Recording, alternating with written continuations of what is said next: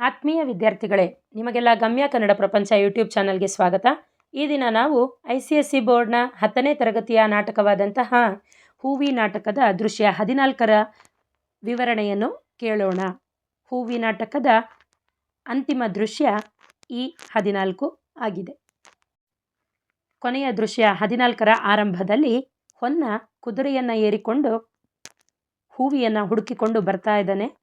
ಗಾಳಿಯ ಜೊತೆಯಲ್ಲಿ ತೇಲಿ ಬರ್ತಿದ್ದಂತಹ ಆ ಹೂವಿನ ಗಂಧಕ್ಕೆ ಪರವಶನಾಗಿದ್ದಾನೆ, ಅಂದರೆ ಮನಸೋತಿದ್ದಾನೆ. ಆ ಹೂವಿನ ಘಮವನ್ನು ಒಂದೇ ಬಾರಿಗೆ ತನ್ನ ಉಸಿರಿನಲ್ಲಿ ಎಳೆದುಕೊಂಡ ತಕ್ಷಣ ಒಂದು ಹಾಡು ಶುರುವಾಗುತ್ತೆ. ಅಂದರೆ ಇಲ್ಲಿ ಹೊನ್ನ ಆ ಹೂವಿನ ಘಮ ತನ್ನ ಹೂವಿಯದ್ದೇ ಅಂತ ಹೇಳಿ ಗುರುತಿಸ್ತಾನೆ. ಅದೇ ಈ ಹಾಡು. ಅದೇ ಹೂವಿ ಪ್ರಾಣ ಸಖಿ ಹೂವಿ, ಅದೇ ಗಂಧ ಜೀವ ಸಂಬಂಧ, ಅದೇ ಗಾಳ ಬಾಳ ಸಮ್ಮೇಳ, ಅದೇ ಸೂತ್ರ ಜೀವ ತೊರೆ ಪಾತ್ರ.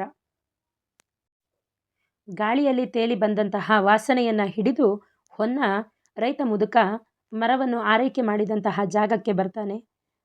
ಕುದುರೆಯನ್ನಿಳಿದು ನೋಡ್ತಾನೆ. ಅಲ್ಲಿ ರೈತ ಮರವನ್ನು ಆರೈಕೆ ಮಾಡುವಂಥದ್ದನ್ನು ಕಾಣ್ತಾನೆ.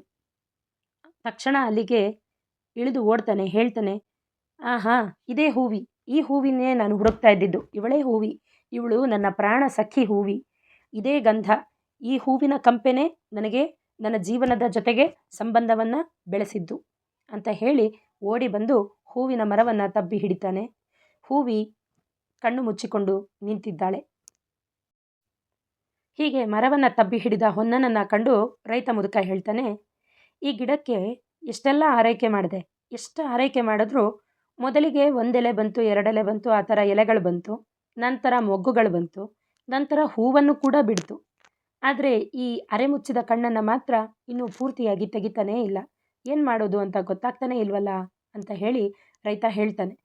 ಆಗ ಹೊನ್ನ ಹೇಳ್ತಾನೆ, ಅಜ್ಜ, ಈ ಮರ ಇದೆ ಅಲ್ಲ, ಈ ಮರ ಇದು ನನ್ನ ಹೆಂಡತಿ ಹೂವಮ್ಮ. ನೀವು ನೀರು ಮಣ್ಣು ಎಲ್ಲ ಹಾಕಿ ಆರೈಕೆ ಮಾಡಿ ಆಕೆಯ ಜೀವವನ್ನು ಉಳಿಸಿದ್ರಿ, ನಿಮಗೆ ಧನ್ಯವಾದ ಅಂತ ಹೇಳ್ತಾನೆ. ಜೊತೆಗೆ ಆದರೆ ಮರ ಆಗಿರೋ ಹೂವಿ ಮತ್ತೆ ಇವಾಗ ಹೇಗೆ ಮನುಷ್ಯಳಾಗ್ತಾಳೆ? ಅವಳು ಮನುಷ್ಯಳಾಗೋದಕ್ಕೆ ನಾನು ಏನು ಮಾಡಬಹುದು? ಯಾಕೆ ಅಂದರೆ ಆ ಮಂತ್ರಿಸಿದಂತಹ ನೀರು ಏನಿತ್ತು, ವಿಶೇಷವಾದಂತಹ ನೀರೇನಿತ್ತು, ಅದಿವಾಗ ಚೆಲ್ಲಿ ಹೋಗ್ಬಿಟ್ಟಿದೆ. ಆದ್ದರಿಂದ ನಾನೀಗ ಹೇಗೆ ಆ ನೀರನ್ನು ಹುಡುಕಿ ತರಲಿ ಅಂತ ಹೇಳಿ ಹೊನ್ನ ತನ್ನ ಪ್ರಶ್ನೆಯನ್ನು, ತನ್ನ ತವಕವನ್ನು, ತನ್ನ ಕಳಕಳಿಯನ್ನು ರೈತ ಮುದುಕನ ಬಳಿಯಲ್ಲಿ ಹೇಳ್ತಾನೆ. ಅದಕ್ಕೆ ರೈತ ಹೇಳ್ತಾನೆ ಹೊನ್ನನಿಗೆ, ಅವಳನ್ನೇ ಕೇಳಪ್ಪ, ಮರ ಆಗಿರೋದು ಅವಳೇ ಅಲ್ವಾ, ಮರ ಆದೊಳಗೆ ಕೇಳು, ಮನುಷ್ಯಳಾಗೋದು ಹೇಗೆ ಅಂತ ಗೊತ್ತಿರುತ್ತೆ, ಅವಳೇ ಹೇಳ್ತಾಳೆ ಅಂತ ಹೇಳ್ತಾನೆ. ಸಮಾಧಾನವನ್ನು ಮಾಡ್ತಾನೆ. ಕೊನೆಗೆ ಹೊನ್ನ ಬಂದು ಹೂವಿಯ ಗಲ್ಲವನ್ನು ಹಿಡಿದು ಕೇಳ್ಕೊತಾನೆ, ಹೂವಿ ಹೂವಿ ಕಣ್ಣು ಬಿಡು ಹೂವಿ, ನಾನು ನಿನ್ನ ಹೊನ್ನ ಬಂದಿದ್ದೀನಿ, ಈಗಲಾದರೂ ಕಣ್ಣು ಬಿಡು ಹೂವಿ ಅಂತ ಹೇಳಿ ಕೇಳ್ಕೊತಾನೆ. ಹೂವಿ ಮೆಲ್ಲಗೆ ನರಳುವಂತಹ ದನಿಯಲ್ಲಿ ಚಿಕ್ಕದಾಗಿ ಕಣ್ಣನ್ನು ಬಿಡುತ್ತಾಳೆ. ಮರವಾಗಿರೋ ನೀನು ಮತ್ತೆ ಮನುಷ್ಯಳಾಗೋದಕ್ಕೆ ನಾನು ಏನು ಮಾಡಲಿ ಹೇಳು, ನನಗೆ ಸಹಾಯ ಮಾಡು, ನಾನು ಅದನ್ನು ಮಾಡ್ತೀನಿ ಅಂತ ಹೇಳಿ ಹೊನ್ನ ಹೂವಿಯನ್ನು ಕೇಳ್ತಾನೆ. ಹೊನ್ನನ ಈ ಪ್ರಶ್ನೆಗೆ ಹೂವಿ ಒಂದು ಒಗಟಿನ ರೂಪದಲ್ಲಿ ಉತ್ತರವನ್ನು ಕೊಡ್ತಾಳೆ. ಹೀಗೆ ಇದೆ ಆ ಒಗಟು. ಅರ್ಧಂಬರ್ಧ ನರಳಾಟದ ದನಿಯಲ್ಲಿ ಹೂವಿ ಹೇಳ್ತಾಳೆ, ಮರದೊಳಗೆ ಮರವಾಗಿ ಮರಚಕ್ರ ಕಾಯಾಗಿ, ತಿನ್ನಬಾರದ ಹಣ್ಣು ಬಲು ಸವಿ, ತೌರ್ಬಣ್ಣ ಉಡಬೇಕು ಕಣ್ಣಾರೆ ಬಿಡಬೇಕು, ಮರದಿಂದ ನಾರಿ ಬರುತ್ತೀವಿ ಅಂತ ಹೇಳಿ ಒಂದು ಒಗಟನ್ನು ಹೇಳ್ತಾಳೆ. ಮರದಿಂದ ಮರವೊಂದು ಬೆಳೀತಾ ಇದೆ. ಹೀಗೆ ಬೆಳೆಯುವಂತಹ ಸಂದರ್ಭದಲ್ಲಿ ಆ ಮರದಲ್ಲಿ ಕಾಯೊಂದು ಬಿಟ್ಟಿದೆ. ಆದರೆ ಆ ಕಾಯನ್ನು ಇವಾಗನೇ ನಾವು ಕಡಿದು ಹಾಕಿದ್ರೆ, ಮರದಿಂದ ದೂರ ಮಾಡಿದ್ರೆ, ಮುಂದೆ ನಮಗೆ ರುಚಿಯಾದಂತಹ ಹಣ್ಣು ಸವಿಯೋದಕ್ಕೆ ಸಿಕ್ಕೋದಿಲ್ಲ. ಅದೇ ರೀತಿಯಾಗಿ ತಾನು ಗರ್ಭವತಿಯಾಗಿರೋದು ಆಗಿಯೂ ಹಾಗೂ ತವರು ಮನೆಯವರು ಬಂದು ತನಗೆ ಸೀಮಂತ ಮಾಡಿ ಹಸಿರು ಬಣ್ಣದ ಬಟ್ಟೆಯನ್ನು ಉಡಿಸಬೇಕು, ಅದರಿಂದ ನಾನು ಮತ್ತೆ ಮನುಷ್ಯಳಾಗೋದಕ್ಕೆ ಸಾಧ್ಯ ಆಗುತ್ತೆ ಅಂತ ಹೇಳಿ ಉತ್ತರವನ್ನು ಹೊನ್ನನಿಗೆ ಹೂವಿ ಕೊಡ್ತಾಳೆ. ಹಿಂದಿನಿಂದ ಆಲಾಪ ಆರಂಭ ಆಗುತ್ತೆ. ಹಸಿರು ಸೀರೆ, ಹೂವು, ಹಣ್ಣು, ಎಲೆ, ಅಡಿಕೆ, ಕಳಶ, ಕನ್ನಡಿ, ಹಸಿರು ಬಳೆ ಮೊದಲಾದಂತಹ ಮಂಗಳ ದ್ರವ್ಯಗಳನ್ನು ಮುತ್ತೈದೆಯರು ತಗೊಂಡು ಬಂದು ಹೂವಿಯ ಮುಂದೆ ಅದನ್ನು ರೈತ ಮುದುಕನ ಕೈಗೆ ಇಟ್ಟು ಮುಟ್ಟಿಸಿ ಹೂವಿಯ ಕೈಗೆ ತೊಡಿಸುವಂತಹ ಪ್ರಯತ್ನವನ್ನು ಮಾಡ್ತಾರೆ. ಅಂದರೆ ಹೂವಮ್ಮನ ಮರದ ರೆಂಬೆಗಳಿಗೆ ಆ ಬಳೆಯನ್ನು ತೊಡಿಸುವಂತಹ ಕೆಲಸವನ್ನು ಮಾಡ್ತಾರೆ. ಆ ಸಂದರ್ಭದಲ್ಲಿ ಒಂದು ಹಾಡು ಬರುತ್ತೆ. ಇದು ನಾಟಕದ ಕೊನೆಯ ಹಾಡು ಕೂಡ ಆಗಿರುತ್ತೆ.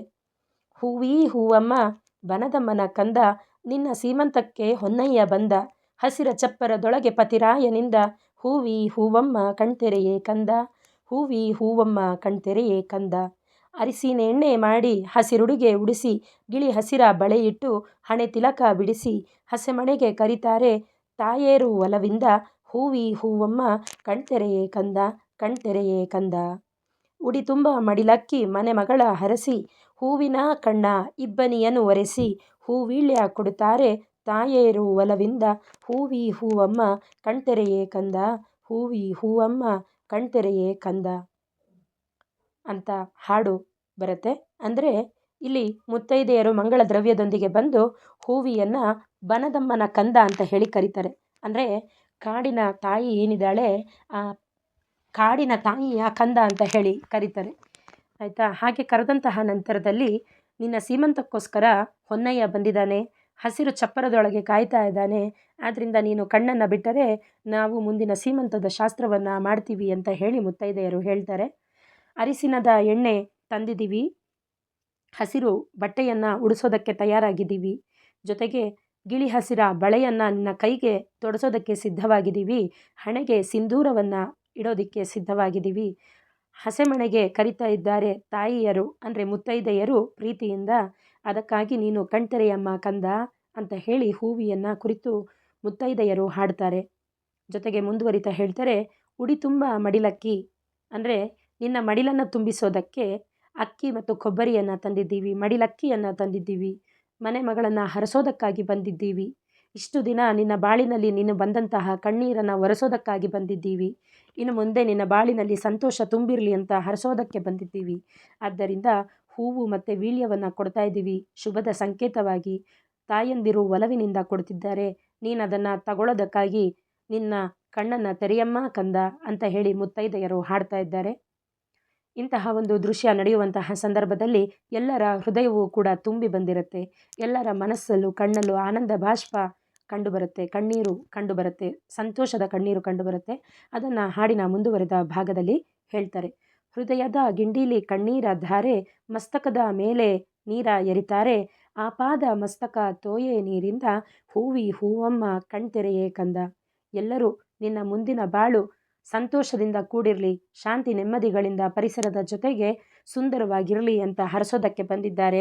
ಆದ್ದರಿಂದ ನಾವಿವಾಗ ಒಂದು ಶುಭದ ಸಂಕೇತವಾಗಿ ನೀರನ್ನು ನಿನ್ನ ತಲೆ ಮೇಲೆ ಹೊಯ್ತೀವಿ, ತಲೆಯಿಂದ ಕಾಲವರೆಗೆ ಆಪಾದ ಮಸ್ತಕ, ಪಾದ ಅಂದರೆ ಕಾಲು, ಮಸ್ತಕ ಅಂದರೆ ತಲೆ, ತಲೆಗೆ ಎರೆದಂತಹ ನೀರು ಕಾಲಿನವರೆಗೂ ನಿನ್ನನ್ನು ತೊಯ್ದು ಬರಲಿ.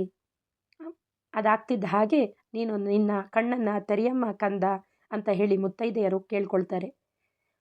ಹಸಿರುಡುಗೆ ಹೂಕುಬುಸ ಮಂಗುಳವಿಂದೆ, ನಾಳೆ ಸಾವಿರ ಸಸಿಗೆ ನೀವೇ ತಾಯಿ ತಂದೆ, ಸೋಬ್ಲಕ್ಕಿ ಸುರಿತಾವೆ ಹಂದರದಿಂದ, ಹೂವಿ ಹೂವಮ್ಮ ಕಣ್ತೆರೆಯೇ ಕಂದ ಅಂತ ಹೇಳಿ ಮುತ್ತೈದೆಯರು ಹಾಡ್ತಾರೆ. ನೋಡಮ್ಮ, ನಿನಗಾಗಿ ನಾವು ಹಸಿರ ಬಟ್ಟೆಯನ್ನು ತಂದಿದ್ದೇವೆ, ಹಸಿರು ಕುಪ್ಪಸವನ್ನು, ಹಸಿರು ಸೀರೆ, ಹಸಿರು ಕುಪ್ಪಸವನ್ನು ತಂದಿದ್ದೀವಿ. ಹಾಗಾಗಿ ಇಂದೇ ಮಂಗಳವಾದಂತಹ ದಿನ, ಇಂದೇ ಶುಭವಾದಂತಹ ದಿನ, ಇಂದು ನೀನು ಮನುಷ್ಯಳಾಗಿ ನಾಳೆ 1000 ಗಿಡಗಳಿಗೆ ತಾಯಿ ತಂದೆಯರಾಗಿ ನೀನು ಮತ್ತು ಹೊನ್ನ ಪರಿಸರವನ್ನು ರಕ್ಷಣೆ ಮಾಡಿ ಅಂತ ಹೇಳಿ ಹಾರೈಸ್ತಾ ಮುತ್ತೈದೆಯರೆಲ್ಲರೂ ಕೂಡ ಸೋಬಲಕ್ಕಿಯನ್ನು ಅಂದರೆ ಅಕ್ಷತೆಯ ಅಕ್ಕಿಯನ್ನು ಅವರ ತಲೆ ಮೇಲೆ ಹಾರೈಕೆಗಳಾಗಿ ಸುರಿತಾರೆ. ಹೀಗೆ ಸುರಿದು ಹೂವಿ ಹೂವಮ್ಮ ಕಣ್ತೆರೆಯಮ್ಮ ಕಂದಮ್ಮ ಅಂತ ಹೇಳಿ ಹಾಡನ್ನು ಮುಕ್ತಾಯ ಮಾಡ್ತಾರೆ. ಮೇಳದವರು ತನ್ಮಯರಾಗಿ ಹಾಡ್ತಾ ಕುಣಿತಾ ಇರುವಂತಹ ಸಂದರ್ಭದಲ್ಲಿ ಮರದ ರೆಂಬೆ ಕೊಂಬೆಗಳು ನಿಧಾನವಾಗಿ ಕಂಪಿಸುತ್ತೆ. ಹೂವಿ ಕಣ್ಣನ್ನು ತೆಗಿತಾಳೆ, ಸುತ್ತು ತಿರುಗೋದಕ್ಕೆ ಶುರು ಮಾಡ್ತಾಳೆ. ಈಗ ಮರ ಹೋಗಿ ಮತ್ತೆ ಹೂವಿಯಾಗಿ ಪರಿವರ್ತಿತಳಾಗಿದ್ದಾಳೆ. ಹೊನ್ನ ಹೂವಿ ಇಬ್ಬರು ಕೂಡ ತಮ್ಮ ಕಷ್ಟಗಳು ಸರಿದು ಹೋಯಿತು ಅಂತ ಹೇಳಿ ಸಂತೋಷದಿಂದ ಒಬ್ಬರನ್ನ ಒಬ್ಬರು ತಬ್ಬಿಕೊಳ್ತಾರೆ. ಹೊನ್ನ ಹೂವಿಯ ಕಣ್ಣೀರನ್ನು ಒರೆಸ್ತಾನೆ. ಹೂವಿ ಅಳುತ್ತಾ ನಗುತ್ತಾ ಹೊನ್ನನ ಕೈಯನ್ನು ಹಿಡಿದು ಮತ್ತೆ ಅಪ್ಪಾಲೆ ತಿಪ್ಪಾಲೆ ತಿರುಗ್ತಾರೆ. ಹೀಗೆ ನಾಟಕದ ಮುಕ್ತಾಯ ಆಗುತ್ತೆ. ನಾಟಕದ ಮುಕ್ತಾಯದಲ್ಲಿ ಹೂವಿನ ಮಳೆ ಬರುತ್ತೆ ಅಂಗಳದ ತುಂಬ. ಆ ಹಸಿರು ಚಪ್ಪರ ಏನಿತ್ತು, ಆ ಹಸಿರು ಚಪ್ಪರದ ಪಕ್ಕದಲ್ಲಿಯೇ ಚಂದಿರನ ತಂಪಾದ ಬಿಂಬ ಕಾಣಿಸುತ್ತೆ. ಒಂದು ಸೂವಾಲಿ ಹಾಡು ಮುಗಿಯುತ್ತೆ. ಸೂವಿ ಸೂವಾಲೆ ಸೂವಿ, ಹೂವಿ ಹೂವಾಲೆ ಹೂವಿ ಅಂತ ಎಲ್ಲರೂ ಕೂಡ ಹೂವಿ ಮತ್ತು ಹೊನ್ನನ ಪರಿಸರದ ರಕ್ಷಣೆಯ ಒಂದು ದೃಷ್ಟಿಕೋನಕ್ಕೆ ಸೈ ಅಂತ ಹೇಳ್ತಾರೆ. ಹೀಗೆ ಹೂವಿ ನಾಟಕದ ಮಂಗಳದ ಹಾಡು ಮುಕ್ತಾಯ ಆಗುತ್ತೆ. ಪರಿಸರದ ರಕ್ಷಣೆ ನಮ್ಮೆಲ್ಲರ ಹೊಣೆ ಅಂತ ಹೇಳಿ ಎಚ್.ಎಸ್. ವೆಂಕಟೇಶಮೂರ್ತಿಯವರು ಹೂವಿ ನಾಟಕದಲ್ಲಿ ತಿಳಿಸಿಕೊಟ್ಟಿದ್ದಾರೆ. ಅಂತಹ ಪರಿಸರದ ರಕ್ಷಣೆಯ ಕಾಳಜಿಯನ್ನು ವಹಿಸಿರುವಂತಹ ಎಲ್ಲ ಪರಿಸರವಾದಿಗಳಿಗೆ ಈ ನಾಟಕ ಅರ್ಪಣೆ ಆಗ್ತಾ ಇದೆ ಅಂತ ಹೇಳ್ತಾ ಹೂವಿ ನಾಟಕವನ್ನು ಮುಕ್ತಾಯ ಮಾಡ್ತಾ ಇದ್ದೇವೆ. ಈ ಹೂವಿ ನಾಟಕ ಸರಣಿಯನ್ನು ಕೇಳಿಸಿಕೊಂಡು ಪರೀಕ್ಷೆಯನ್ನು ಬರೆಯೋದಕ್ಕೆ ಸಿದ್ಧರಾಗಿರುವ ನಿಮಗೆಲ್ಲರಿಗೂ ಕೂಡ ನನ್ನ ತುಂಬು ಹೃದಯದ ಧನ್ಯವಾದಗಳು ಹಾಗೂ ಶುಭ ಹಾರೈಕೆಗಳು.